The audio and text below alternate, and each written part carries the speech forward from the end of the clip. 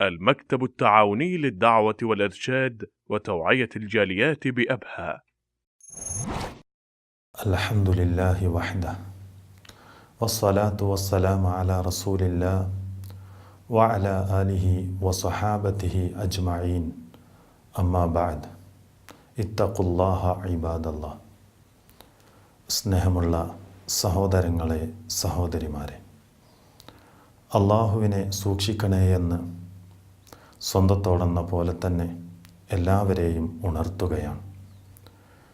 മനുഷ്യരായ നാം എല്ലാവരും അടിസ്ഥാനപരമായി മനസ്സിലാക്കേണ്ട ഏറ്റവും പ്രധാനപ്പെട്ട ഒരു കാര്യമാണ് തൗഹീദ് എന്നുള്ളത്, അഥവാ ഏകനാക്കൽ എന്നതാണ് അതിൻ്റെ ഭാഷാപരമായ അർത്ഥമെന്ന് നമുക്കെല്ലാവർക്കും അറിയാം. സഹോദരങ്ങളെ, എന്താണ് തൗഹീദ് എന്നുള്ളത് കൊണ്ടുള്ള ഉദ്ദേശ്യം?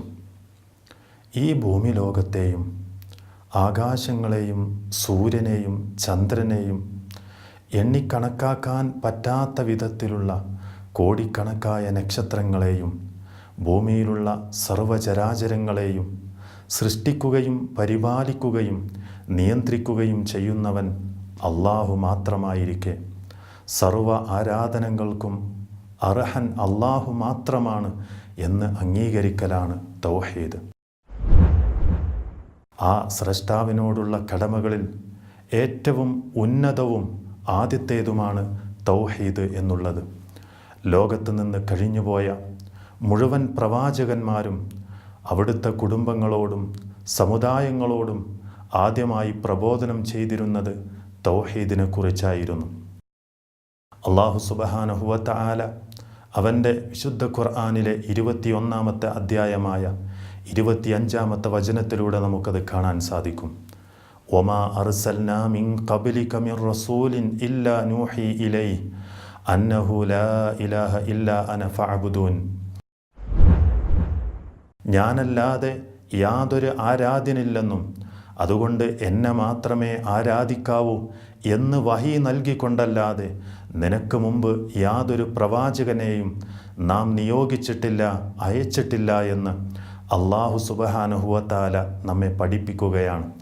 മഹാനായ പ്രവാചകൻ മുഹമ്മദ് റസൂലുള്ളാഹി സ്വല്ലല്ലാഹു അലൈഹി വസല്ലമയും വിവിധ നാടുകളിലേക്ക് സ്വഹാബത്തിനെ നിയോഗിച്ചപ്പോഴും ആദ്യമായി ജനങ്ങളെ ക്ഷണിക്കാൻ അവരോട് ആവശ്യപ്പെട്ടതും തൗഹീദിലേക്കായിരുന്നു.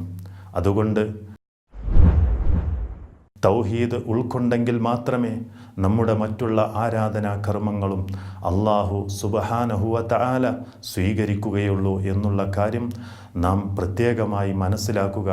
തൗഹീദിൽ അടിയുറച്ച് നിൽക്കുകയും ചെയ്യുക, അള്ളാഹുവിനെ സൂക്ഷിക്കുകയും ചെയ്യുക. നാഥൻ അതിന് നമുക്ക് തൗഫീക്ക് നൽകി അനുഗ്രഹിക്കുമാറാവട്ടെ. വസല്ലല്ലാഹു അലാ നബിയ്യിന മുഹമ്മദിൻ വഅലാ ആലിഹി വസഹ്ബിഹി അജ്മഈൻ.